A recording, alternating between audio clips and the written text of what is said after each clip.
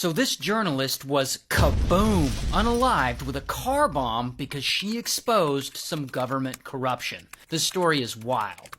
And crazy enough, it starts in 1903 with this guy, Teddy. And Teddy is president of the United States, and he really wants to unite the Atlantic and the Pacific Oceans by building a canal. And so he bullies the country of Colombia into handing over some of their territory, and he has a canal built. Now this territory eventually becomes the country we now know as Panama. And that's great and all, but now Panama has a problem. It needs revenue, and in order to generate revenue, it creates tax laws that help foreign businesses dodge taxes in their home countries. Now, what does all of this have to do with a car bomb?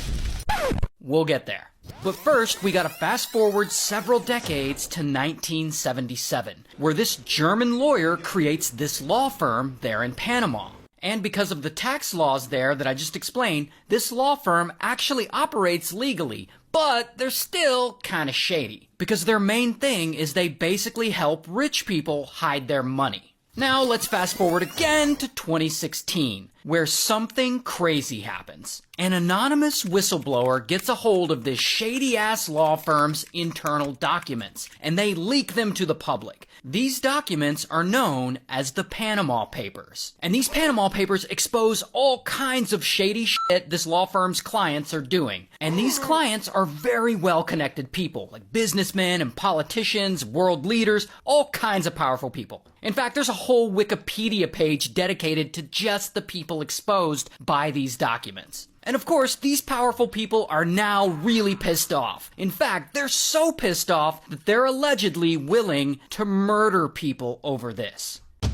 But we'll get back to that. First, we gotta talk about this woman. Her name's Daphne. And Daphne, she's a journalist at a local newspaper living on the small island of Malta. And as a journalist, Daphne is actually pretty gangster as fuck. She's exposing all kinds of corruption in Malta. She's writing about criminals and drug traffickers, any kind of corruption in politics. Daphne is there covering it in her column. Here's the problem with that though. Malta is a pretty small country, about 500,000 people. So it doesn't take long for her articles to start attracting the wrong kind of attention. And the people she's exposing and their affiliates, they start confronting her in the street, and they're sending her threatening letters. Sometimes they even show up to her house. And they also go after her legally, suing her for libel, essentially trying to bury her in lawsuits. One time, when she's not home, I guess some of them capture her dog and unalive it?